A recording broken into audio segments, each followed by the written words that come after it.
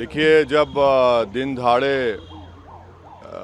जुनैद और नसीर को किडनैप करके उनको पीट कर उनको ज़िंदा जला दिया जा सकता है, तो फिर मैं कौन सी खेत की मूली हूँ।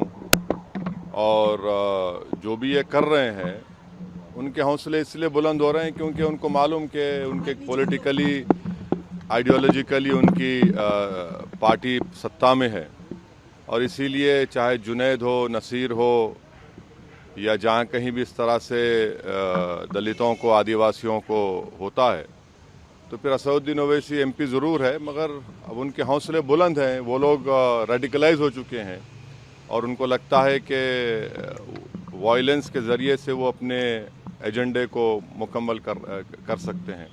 तो ये चौथी मर्तबा मेरे घर पर हमला हुआ है, और आप देख रहे हैं कि 10 कदम के फासले पर दिल्ली पुलिस का हेडक्वार्टर है, और ये बाजू ECI है, हाई सिक्योरिटी जोन है, इतने कैमरास हैं। मगर कल 12:30 बजे DCP साहब आए थे, हम उनको यही बोले कि आप देख लीजिए, अपने कैमरास में देख लीजिए, निकाल लीजिए उनको। ये हर बार हमसे होता है। पिछले बार पिछली गेट से हम स्पीकर साहब से इजाज़त लेकर पिछली गेट का परमिशन खुलाए, क्योंकि एक बार अंदर घुसकर हमारे जो डोमेस्टिक हेल्पर हैं, जो 50-60 साल से यहाँ पर है, राजू साहब को, राजू लाल को उन्होंने पीटा था, वहाँ पर जाकर उन्होंने यूपी इलेक्शन के दौरान में लाइव टेलीकास्ट फेसबुक पर करके पत्थर मारे। अब ये हो रहा है, तो ये मुझे लगता है कि हम लोग और आप न्यू इंडिया देख रहे हैं। सर, किस पर शक है? कौन लोग हो सकते हैं? मुझे नहीं मालूम कौन लोग हो सकते हैं। यकीनन ये वही लोग हो सकते हैं जो नाथूराम गोडसे की आइडियोलॉजी को मानते हैं, जो वायलेंस पर भरोसा रखते हैं, जो रूल ऑफ लॉ और संविधान को ख़त्म करना चाहते हैं और नफ़रत को आम करना चाहते हैं। यही लोग हो सकते हैं, मगर इंडिविजुअली कौन है मैं नहीं जानता। इतने CCTV कैमरास हैं, आप लोग अपने रिलायबल सोर्सेस का इस्तेमाल करिए ना, अब के बार तो कम से कम। अब ये तीसरा सवाल है। जो सर्वेंट या और लोग थे, किसी को देखा उन्होंने पत्थरबाजी करते हुए हमला करते तो हम जो है कल रात में 11:30 बजे जयपुर से पहुंचे। 2 दिन का हमारा प्रोग्राम था पार्टी का, MIM पार्टी राजस्थान में। जब मैं यहाँ 11:30 बजे पहुंचे, हम अंदर चले गए थे, और थोड़ी देर में सोने जा रहे थे, तो हमारे जो डोमेस्टिक हेल्पर है, उनकी वाइफ, उसने आकर कहा कि सर ऐसा ये वाक़या हुआ है। तो हमारे साथ हमारे दोस्त यामीन ख़ान थे। हमने कहा कि भाई जाइए ज़रा सामने पुलिस स्टेशन में इत्तला करिए। और फिर वो लोग आए और देखे, हम तो नहीं थे, जब आए देखे यहाँ पत्थर भी थे हमारे साथ। तो आजकल केंद्र सरकार ने Z कैटेगरी हमको दे दी है, तो वो भी एक बहुत बड़ा हम पे बोझ है। तो खैर वो लोगों ने भी देखा, पुलिस ने देखा, वो उनको पता चलेगा। वो आप लोग अपने सोर्सेज का इस्तेमाल करिए भाई, वो कैमरे में। देखिए, मेरी कोई अहमियत नहीं है, और मैं तो अपने कॉज के लिए अल्हम्दुलिल्लाह इंशाअल्लाह मरने को तैयार हूँ। मगर ये तो देश को सोचना पड़ेगा कि जो लोग जो वायलेंस को, हिंसा को इस्तेमाल कर रहे हैं, इससे देश कहाँ तक मजबूत होगा या कमज़ोर होगा, कहाँ तक हमारे क़ानून की व्यवस्था अच्छी होगी या आम जनता का उससे एतमाद उठ जाएगा। तो ये तो देश को सोचना पड़ेगा। सर, इसके अलावा आप जो है अभी आप बहुत पूछ चुके हैं। और सरकार ने सिविल कोड पर भी आगे बढ़ने की बात कर रही है। हाँ, सिविल कोड पर सरकार आगे बढ़ने की बात कर रही है। हाँ, आगे, हाँ, आगे बढ़ने की बात कर रहे हैं। तो हम केंद्र सरकार को बता रहे हैं कि भारत के मुसलमानों को जो उनके रिलीजियस कल्चर्स हैं, प्रैक्टिसेस हैं, उसका या कस्टम है, उसका उनको प्रोटेक्शन मिलता है आर्टिकल 29 के तहत, जो एक अनफेटर्ड फंडामेंटल राइट है। और कोई भी सरकार UCC के नाम पर मुझसे मेरा फंडामेंटल राइट नहीं छीन सकती। सर, नासिर जुनैद वाले मामले में आप खुलकर बोल रहे हैं, वो गए भी हैं, राजस्थान भी गए, तब अपने बयानों में भी जिक्र किया। लेकिन श्रीकांत के उस बच्चे के बारे में कोई जिक्र नहीं कर रहा, आपने भी नहीं किया, जब उसकी पत्नी को मारा गया, उसकी मौत बिल्कुल गलत, आपको गलत फहमी है। आप ही के मीडिया के लोग ने कल हमसे सवाल किया था, हमने उसका कंडेम किया है। गलत हुआ है, बिल्कुल नहीं होना चाहिए। 2 गलतियां मिलकर एक सही तो नहीं हो सकता है ना। परिवार से मिलेंगे, क्योंकि आपने जो जुनैद है नासिर उसके परिवार से भी आपने आप मुलाकात करवा दीजिए, कम से कम फ़ोन से बात करवा दीजिए, हम बात कर लेंगे। वैसे सर आप नहीं हम बात करने तैयार है, आप बात करवा दीजिए। वैसे साहब आप कह रहे हैं कि चौथी बार ये हमला है, तो आपको क्या एक बारगी हमले के बाद डर बढ़ता जा रहा है आपका? सर देखिए, इंसान जब दुनिया में आप और हम आते हैं ना, तो हर एक को इस दुनिया से जाना है, कोई यहाँ पर रहने वाला नहीं है। तो और मेरे लिए तो मौत खुद एक नई ज़िंदगी होगी मेरे लिए, क्योंकि जब हम अपनी ख़बर में जाते हैं तो उसमें बहुत सी चीज़ें होती हैं और हर एक को जाना है। तो डर किस बात का? डर अगर डर है तो फिर राजनीति नहीं करनी चाहिए, मोदी ईरा में पॉलिटिक्स नहीं करनी चाहिए अगर कोई डरता है तो। वैसे साहब पिछली बार जब इसी तरीके की घटना हुई थी तो हिंदू सेना का इन्वॉल्वमेंट मुझे नहीं मालूम। हाँ, आप सही कह रहे हैं कि जब हमारे घर पर पीछे से हमला हुआ था, फेसबुक लाइव किए थे उन्होंने, उसके थोड़े ही दिन के बाद हापुड़ में हमारी गाड़ी पर गोली चलाई गई थी। अब ये जो वाक़या हुआ है मुझे नहीं मालूम कौन इन्वॉल्व है, ये तो पुलिस आपको बेहतर बता सकेगी वो CCTV कैमरास देखकर। मगर यहाँ के कमिश्नर पुलिस को और केंद्र सरकार को देखना है कि अगर एक MP के घर पर ऐसा हो रहा है तो क्या मैसेज जा रहा है। आप कहते हैं लोग रेडिकलाइज्ड हैं।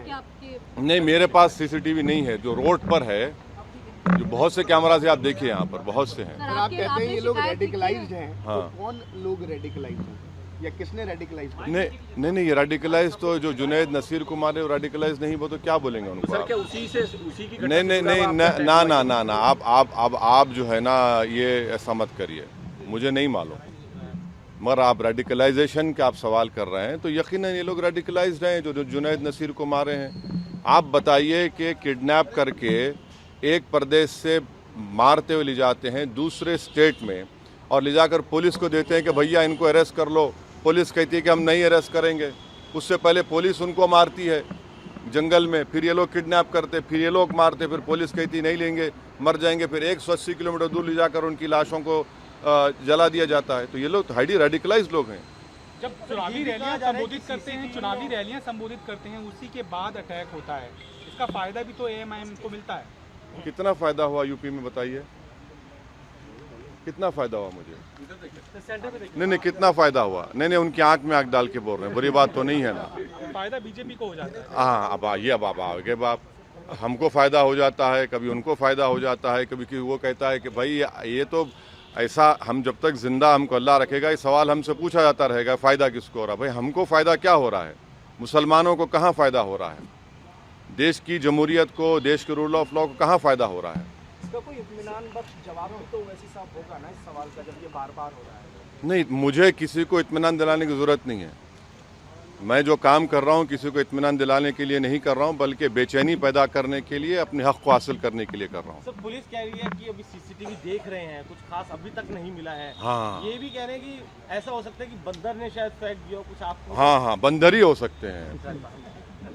भारत की लोकतंत्र के जो दुश्मन हैं वो बंदर ही हैं, और जो ये सब कर रहे हैं बिल्कुल सही है। भाई कभी वो लोग ECI के ऊपर पत्थर नहीं फेंकता बंदर, पुलिस ऑफिस पर बंदर पत्थर नहीं फेंकता। अने ये लगता है ये बंदर को मालूम कि किसके ऊपर पत्थर फेंकना किस पर नहीं फेंकना। ये तो बड़ा फर्माबरदार बंदर है ये। नहीं, फर्माबरदार बंदर है ये, बड़ा ओबीडियंट बंदर है ये, माशाल्लाह। हो गए, चलिए बस। हाँ, आप बोलिए, बोलो। प्रधानमंत्री के पिता को लेकर जो है कांग्रेस, प्रधानमंत्री के सर दिवंगत पिता को लेकर एक बयान जारी किया है पवन खेड़ा ने। सर दरअसल पवन खेड़ा जो है कांग्रेस के प्रवक्ता, वो ब्रीफ कर रहे थे, तो उस दौरान उन्होंने उनके पिता के को लेकर मजाक उड़ाया। प्रधानमंत्री के पिता के नाम को लेकर, दामोदर मोदी है या फिर गौतम। देखिए, राजनीति आप जो भी करेंगे, प्रधानमंत्री को क्रिटिसाइज करिए, खुलकर करिए, बेखौफ होकर करिए, मगर किसी की फैमिली पर मत जाइए, चाहे वो प्रधानमंत्री की फैमिली हो या कांग्रेस के नेताओं की फैमिली हो या किसी भी नेता की फैमिली हो। फैमिली को क्यों लेकर आते आप? फैमिली को क्या करना है? ये गलत है। किसी की फैमिली को क्यों लेकर आते आप? आपको इख्तियार ही नहीं है। यानी इस तरह से आप अटैक करेंगे फैमिली के ऊपर तो ये आपका फ्रस्ट्रेशन जाहिर होता है, और आप जिस मुद्दे पे क्रिटिसाइज कर रहे हैं उस हाइडेनबर्ग पर, वो पीछे हो जाता है और आप लोगों को मौका मिल जाता है। बागेश्वर बाबा बार-बार हिंदू राष्ट्र की हुंकार कर रहे हैं। आप कैसे देखते हैं, क्योंकि वो बार बार ये कह रहे हैं कि सबके अंदर सनातनी खून है, तो सब वापस आ जाओ। मैडम आपका नंबर मिल गया शायद उनको, ऐसा लग रहा है। मुझे नहीं मालूम, मुझे नॉलेज ऑफ अनसीन नहीं है। मुझे नहीं, अगर ये लोग बीजेपी के स्पोक्स पर्सन बन गए हैं तो फिर सीरियस लेना पड़ेगा। बीजेपी को कहना चाहिए कि ये हमारे स्पोक्स पर्सन हैं और ये लोग जो बोलते हैं हम कर देते हैं, तो फिर हम बराबर रिएक्शन देंगे। Thank you. जेएनयू में जो विवाद हो रहा है सर, जेएनयू में जो हंगामा हुआ कल, शिवाजी महाराज की जो तस्वीर लगाई थी एबीवीपी के छात्रों ने, उसको लेफ्ट विंग के, ऐसा एबीवीपी दावा करे कि लेफ्ट विंग के जो छात्र थे उन्होंने नहीं, अब मुझे नहीं मालूम कौन किया, मगर जहाँ तक छत्रपति शिवाजी का सवाल है, वो कभी भी मुसलमानों के खिलाफ नहीं थे। और अगर किसी को हिस्ट्री पढ़ा है तो ये बात कहेगा। छत्रपति शिवाजी के जो दादा थे वो मलिक अंबर की फौज में थे, बल्कि जनरल थे, और वो एक बहुत बड़े सूफी को मानते थे। और जब शिवाजी आगरा की किले से औरंगज़ेब के हिरासत से उनके साथ भागे, उनके साथ कौन था? मुसलमान था। शिवाजी की नेवी चीफ कौन था? उसमें कई चीफ मुसलमान था। शिवाजी के जनरल में कई मुसलमान थे। तो ये लड़ाई उस वक्त मुग़ल बादशाह और छत्रपति शिवाजी के दरमियान में थी। मगर अब बाज़ लोग जो है उनको इस तरह से ले जाकर छत्रपति शिवाजी की तौहीन कर रहे हैं। वो तो वो जो कल्याण के नवाब की जो वाइफ उनको वॉर में आई, तो उन्होंने बड़ी इज्जत के साथ, बग़ैर उसको कोई हाथ लगाए, को तकलीफ़ पहुँचे, उनको वापस पहुँचाया। तो छत्रपति शिवाजी की लाइफ को पढ़ने की ज़रूरत है। मगर अब जो लोग ज़िंदगी भर नफ़रत की बात करते हैं, हिंदू मुस्लिम की, हिंदू राष्ट्र की, ये सब बकवास करते हैं, तो वो तो हर बड़े बड़े आइकॉन को हड़पने की कोशिश कर रहे हैं।